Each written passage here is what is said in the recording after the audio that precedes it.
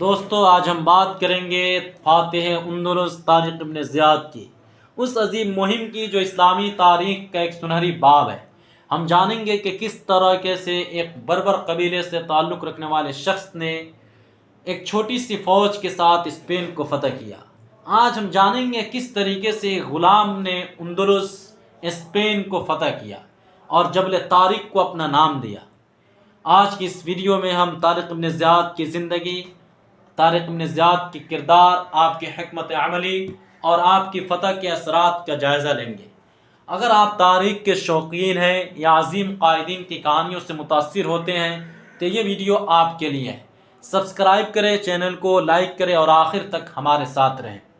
دوستو، طارق ابن زیاد جن کا نام آج بھی تاریخ کے اوراق میں سنہری حروف سے لکھا جاتا ہے، ایک عظیم اسلامی سپہ سالار اور تھے جنہوں نے 711 سے 718 عیسوی کے دوران اسپین کی فتح کی بنیاد رکھی۔ لیکن اس سے پہلے کہ ہم ان کی فتح کی داستان سنائیں، آئیے سمجھتے ہیں کہ طارق ابن زیاد کون تھے اور وہ کس دور میں ابھرے۔ دوستو، طارق ابن زیاد کا تعلق شمالی افریقہ کے بربر قبیلے سے تھا، جو غالباً الجزائر کے علاقے سے تعلق رکھتے تھے۔ بعض مورخین کے مطابق وہ اششادف قبیلے سے تھے، جبکہ ابن خلدون نے لکھا ہے کہ وہ الحاسہ قبیلے سے تعلق رکھتے تھے، جو تلمسان الجزائر کے علاقے میں آباد تھے۔ طارق ابن زیاد ایک غلام کے طور پر پیدا ہوئے۔ طارق ابن زیاد ایک غلام کے طور پر پیدا ہوئے، لیکن اسلام نے انہیں عزت اور مقام عطا کیا۔ وہ اموی گورنر موسیٰ بن نصیر کے مولا آزاد کردہ غلام تھے۔ اس دور میں اسلام نے غلاموں کو بھی بلند مقامات پر پہنچایا، جیسا کہ سلمان فارسی، بلال بن رباح اور زید بن حارثہ کے واقعات سے ظاہر ہوتا ہے کہ اسلام نے غلاموں کو کتنا مقام دیا ہے۔ عزت اور بلند مقام تک اسلام نے غلاموں کو پہنچایا ہے، اور غلاموں اور باندیوں کے ساتھ کتنے اچھی طریقے سے اسلام نے سلوک کیا ہے۔ دوستو، 7ویں صدی کے آخر میں اموی خلافت اپنے عروج پر تھی۔ خلیفہ ولید بن عبد الملک کے دور میں جو اسلامی فتوحات شمالی افریقہ سے لے کر وسطی ایشیا تک پھیل رہی تھی، اسی دوران اسپین میں ویزوگوتھک بادشاہت کمزور ہو رہی تھی۔ ویزوگوتھک بادشاہ روڈرک کے دور میں سیاسی انتشار اور داخلی تقسیم نے اسپین کو کمزور کر دیا تھا۔ یہ وہ وقت تھا جب طارق ابن زیاد کو ایک عظیم موقع ملا۔ دوستو، اسپانیہ کی فتح سے پہلے طارق ابن زیاد شمالی افریقہ میں اموی گورنر موسیٰ بن نصیر کے ماتحت اہم ذمہ داریاں سونپی گئی تھیں۔ انہوں نے تنجیر اور سویٹا جیسے شہروں کو فتح کیا، جو اسپین کے لیے ایک اسٹریٹجک نقطۂ آغاز کا ثبوت ہے۔ اب سوال یہ ہے کہ ایک چھوٹی سی فوج کے ساتھ طارق ابن زیاد نے اتنی بڑی فتح کیسے حاصل کی؟ دوستو، 711 کا سال تھا جب طارق ابن زیاد کو خلیفہ ولید بن عبد الملک کے حکم پر اسپین کی فتح کے لیے بھیجا گیا۔ طارق ابن زیاد نے ایک چھوٹی سی فوج جو تقریباً 7,000 سے 12,000 کے درمیان تھی، اتنی فوج کے ساتھ وہ بحیرہ روم کو پار کیے۔ اس فوج میں زیادہ تر بربر مسلمان شامل تھے، جن میں صرف 300 عرب مسلمان تھے۔ طارق ابن زیاد نے اپنی فوج کو ایک بڑی پہاڑی پر جمع کیا، جس سے آج ہم جبل طارق اور انگلش میں جبرالٹر کہتے ہیں۔ یہ نام عربی لفظ جبل طارق سے آیا ہے، جس کا مطلب ہوتا ہے طارق کا پہاڑ، اور یہ پہاڑ طارق ابن زیاد کے نام سے موسوم ہے، کیونکہ جبل طارق، اسی پہاڑ پر طارق ابن زیاد اپنی فوج کے ساتھ ٹھہرے تھے۔ اسی کی طرف منسوب کر کے انگلش میں اس کو جبرالٹر کہتے ہیں اور عربی میں جبل طارق کہتے ہیں۔ جب طارق ابن زیاد نے اسپین کے ساحل پر قدم رکھا تو ان کے سامنے ایک عظیم چیلنج تھا۔ ویزوگوتھک بادشاہ روڈرک نے 1,00,000 کے قریب فوج جمع کر لی تھی۔ اس مشکل صورتحال میں طارق ابن زیاد نے ایک تاریخی فیصلہ کیا۔ انہوں نے اپنی فوج سے کہا کہ تم جہاز جلا دو، اور اس طریقے سے طارق ابن زیاد نے اپنے تمام فوجیوں کے جہاز اور کشتیوں کو جلا دینے کا حکم دیا۔ اور اس وقت طارق ابن زیاد نے ایک بہت ہی پرمغز اور بہت ہی بہادری جیسا کام کیا اور ایک اسپیچ دی، جس کو بہت ہی مشہور خطبہ مانا جاتا ہے۔ پہلے اس خطبے کو دیکھتے ہیں عربی کے اندر طارق ابن زیاد نے کیا کہا تھا۔ یا ایھا المجاہدون الی این تفرون خلفکم البحر وامامکم العدو لم يبقى لهم إلا أمل شجاعتكم وثباتكم. اعلموا أنكم في هذه الأرض أشد بؤسا من اليتيم على مائدة البخيل. إن عدوكم أمامكم محمي بجيش عظيم وله رجال كثيرون. أما أنتم فلا عون لكم إلا سيوفكم وشجاعتكم. لا تظنوا أنني أحثكم على مواجهة الخطر وأنا أتجنبه. والله إنني سأكون في طليعة المعركة وسأكون أول من يلقى العدو. اعلموا أنكم إن صبرتم ساعة يسيرة ستنعمون بحياة الراحة والعز، وإن حاولتم الفرار فإن العار والذل سيطاردكم. لقد سمعتم أن في هذه الأرض امرأة ظلمت في إشارة إلى ظلم رودريك. والله ما جئت هنا طعما في المال أو المجد، بل جئت لإقامة الحق ونشر كلمة الله.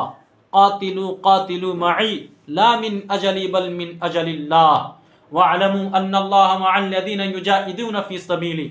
يا إخوتي إن الله قد اصطفاكم لهذا الأمر العظيم. كونوا صليبين فما لكم إلا النصر والشهادة. احرقوا صفونكم فلا عودة بعد الآن. تقدموا بقوة ایمانکم وسینصرکم اللہ. اب دوستو دیکھ لیتے ہیں کہ اس خطبے کا اردو ترجمہ کیا ہے. اے میرے مجاہدو، تم کہاں بھاگے جا رہے ہو؟ تمہارے پیچھے سمندر ہے اور سامنے دشمن. اب تمہارے پاس صرف تمہاری ہمت اور ایمان کی طاقت ہے. یاد رکھو اس سرزمین میں تم اس یتیم سے بھی زیادہ بے بس اور مجبور ہو جو ایک لالچی کی میز پر بیٹھا ہو. تمہارا دشمن تمہارے سامنے ہے. تمہارے دشمن کے پاس ایک عظیم فوج ہے، لیکن تمہارے پاس تمہاری تلواریں اور تمہارا عزم ہے. یہ نہ سمجھو کہ میں تمہیں اس خطرے کا سامنا کرنے کے لیے کہہ رہا ہوں جس کا میں خود حصہ نہیں بنوں گا. میں خود جنگ کے میدان میں سب سے آگے ہوں گا. جان لو کہ اگر تم تھوڑی دیر صبر کرو گے تو تمہیں عزت اور آسائش کی زندگی ملے گی، لیکن اگر تم بھاگنے کی کوشش کرو گے تو ذلت اور رسوائی تمہارا مقدر ہوگی. اے میرے بھائیوں، اللہ نے تمہیں اس عظیم مقصد کے لیے چنا ہے. ہم یا اللہ کا کلمہ بلند کرنے کے لیے آئے ہیں. اپنے جہاز جلا دو کیونکہ اب واپسی کا کوئی راستہ نہیں ہے. اپنے ایمان کی طاقت سے آگے بڑھو اور اللہ تمہیں فتح فرمائے گا.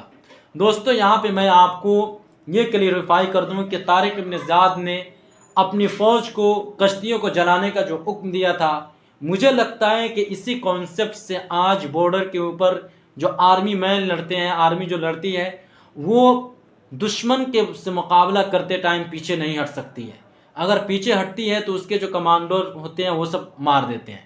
تو پیچھے سے تو طے ہے کہ پیچھے سے کمانڈر مار دے گا، اسی لیے آرمی مین بارڈر کے اوپر لڑتے ہیں پورے بہادری کے ساتھ. تو یہ جو کنسیپٹ لیا گیا ہے طارق ابن زیاد کے اسی عمل سے کہ طارق ابن زیاد نے اپنے فوجیوں کو انشور کرنے کے لیے کہ واپسی کا کوئی راستہ نہیں ہے، جتنی بھی کشتیاں تھیں اس سب کشتیوں کو جلا دیے اور ان کو یہ آمادہ کیے کہ کسی نہ کسی طریقے سے ہم کو فتح کر لینا ہے اندلس کو. دوستو یہ خطبہ نہ صرف فوج کے حوصلے بلند کرنے کے لیے تھا، بلکہ یہ طارق ابن زیاد کی حکمت عملی اور عزم کی عکاسی کرتا تھا. انہوں نے اپنی فوج کو یہ باور کرایا کہ اب پیچھے ہٹنے کا کوئی راستہ نہیں ہے. یہ ایک ایسی نفسیاتی حکمت عملی تھی جس نے فوج کو ایک ناقابل تسخیر جذبے سے بھر دیا. جب طارق ابن زیاد کو معلوم ہوا کہ رودریک کی فوج بہت بڑی ہے تو انہوں نے مزید کمک مانگی. ان کے ایک ساتھی طریف بن مالک 7,000 گھوڑ سواروں کے ساتھ پہنچے، جن کے نام پر آج اسپین کا شہر ٹریفا مشہور ہے، اور عربی میں طریفہ ہے اور انگلش میں اس کو ٹریفا کے نام سے جانا جاتا ہے. دوستو اب ہم اس تاریخی لمحے کی طرف بڑھتے ہیں جو فتح اندلس کی بنیاد بنا، یعنی جنگ گواڈلیٹ. یہ جنگ 711 عیسوی میں لڑی گئی اور یہ طارق ابن زیاد کی زندگی کا سب سے بڑا اہم معرکہ تھا. دوستو رودریک کی فوج جو تعداد میں بہت زیادہ تھی، اس فوج نے طارق ابن زیاد کی فوج کا مقابلہ کیا، لیکن طارق بن زیاد کی حکمت عملی، آپ کی قیادت اور فوج کے جذبے نے اس جنگ کو فیصلہ کن بنا دیا. رودریک کی فوج میں داخلی تقسیم اور غداری نے بھی طارق کی فتح میں اہم کردار ادا کیا. کہا جاتا ہے کہ رودریک کے کچھ ساتھیوں نے جنگ کے دوران اس کا ساتھ چھوڑ دیا تھا. جنگ گواڈلیٹ کی فتح کے بعد طارق بن زیاد نے اپنی فوج کو 4 حصوں میں تقسیم کیا. ایک حصہ کورڈوبا کی طرف بڑھا دیا، دوسرا مرسیہ کی طرف، تیسرا سرقسطہ کی طرف، اور طارق خود ٹولیڈو کی طرف روانہ ہوئے۔ ٹولیڈو نے بغیر کسی مزاحمت اور ریزیلینس کے ہتھیار ڈال دیا اور روڈرک کی بادشاہت اس طریقے سے اسپین میں ختم ہو جاتی ہے۔ جب موسیٰ بن نصیر کو طارق بن زیاد کے کامیابی کی خبر ملی تو وہ خود 18,000 فوج کے ساتھ اسپین پہنچتے ہیں، لیکن یہاں طارق بن زیاد اور موسیٰ بن نصیر کے درمیان کچھ تناؤ بھی پیدا ہوا، کیونکہ موسیٰ بن نصیر کو لگا کہ طارق نے ان کی اجازت کے بغیر بہت آگے بڑھ چکے تھے۔ طارق بن زیاد کی فتح نے نہ صرف اسپین کو اسلامی خلافت کا حصہ بنایا بلکہ ایک ایسی تہذیب کی بنیاد بنی جو صدیوں تک یورپ کی علمی، ثقافتی اور سائنسی ترقی کا مرکز رہی۔ اب آئیے دیکھتے ہیں کہ طارق بن زیاد کی اس فتح نے کیا اثرات چھوڑے۔ طارق بن زیاد کی فتح نے اندلس کو ایک ایسی تہذیب کا گوارا بنایا جو آج بھی تاریخ دانوں اور محققین کے لیے ایک عجوبہ ہے۔ اندلس میں اسلامی دور جو 711 سے 1492 تک رہا، اس دور میں علم و فن اور تہذیب و ثقافت کا پروان چڑھا۔ اندلس میں اسلامی حکمرانی نے یورپ کو علم و فن کے نئے دروازے کھول دیے۔ یہاں کے مسلم حکمرانوں نے لائبریریاں قائم کی، ترجمے کے مراکز بنائے اور بہت ساری کتابیں ٹرانسلیٹڈ ہوئی، اور سائنس، طب اور فلسفے میں نمایاں ترقی کی۔ قرطبہ، غرناطہ جیسے شہر علم کے مرکز بن گئے۔ طارق بن زیاد کی فتح نے اس تہذیب کی بنیاد رکھی جس نے یورپ کے تاریک ڈارک ایجز میں روشنی پھیلائی۔ طارق بن زیاد کی کہانی صرف ایک فاتح کی کہانی نہیں ہے دوستو، بلکہ ایک ایسی شخصیت کی کہانی ہے جس نے ناممکن کو ممکن بنایا۔ آپ کی قیادت، آپ کا عزم اور آپ کا ایمان آج بھی لاکھوں لوگوں کے لیے مشعل راہ ہے۔ طارق بن زیاد کی زندگی سے ہمیں یہ سبق ملتا ہے کہ عزم اور ایمان کے ساتھ کوئی بھی مشکل ہدف حاصل کیا جا سکتا ہے۔ آپ کی مشہور تقریر احرقوا صفونکم احرقوا صفونکم، جہازوں کو جلا دو، آج بھی اور اس شخص کے لیے ایک پیغام ہے جو اپنی زندگی میں بڑے خواب دیکھتا ہے۔ آج ہم نے طارق بن زیاد کی زندگی، آپ کی فتح اندلس کی داستان کو تفصیل سے دیکھے۔ ایک غلام سے ایک عظیم فاتح بننے تک طارق بن زیاد کی کہانی ہمت، عزم اور ایمان کی ایک روشن مثال ہے۔ انہوں نے نہ صرف اسپانیہ کو فتح کیا بلکہ ایک ایسی تہذیب کی بنیاد رکھی جو صدیوں تک دنیا کو متاثر کرتی ہے۔ طارق بن زیاد کی زندگی سے ہم کئی طریقے سے سبق لے سکتے ہیں۔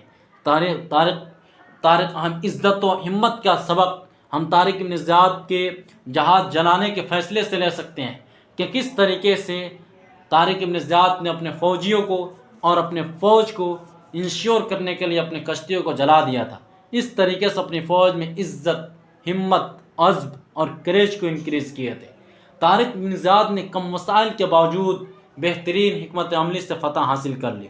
آپ کا ایمان آپ کی کامیابی کی بنیاد تھا۔ کہا جاتا ہے کہ انہوں نے خواب میں رسول اکرم صلی اللہ علیہ وسلم کو دیکھا کہ آپ علیہ الصلوۃ ان سے فرما رہے تھے کہ طارق ہمت کرو، اپنا مقدر پورا کرو۔ دوستو، طارق بن زیاد کی کہانی اور اس شخص کے لیے ایک پیغام ہے جو اپنی زندگی میں بڑے خواب دیکھتا ہے۔ اگر آپ کے اندر ہمت، عزم اور ایمان ہے تو کوئی بھی ہدف اور کوئی بھی مقصد ناممکن نہیں۔ ہم امید کرتے ہیں کہ یہ ویڈیو آپ کو پسند آئی ہو۔ اگر آپ نے لطف اٹھایا تو برائے کرم اس ویڈیو کو لائک کریں، سبسکرائب کریں اور شیئر کریں، اور اس چینل کو سبسکرائب کریں۔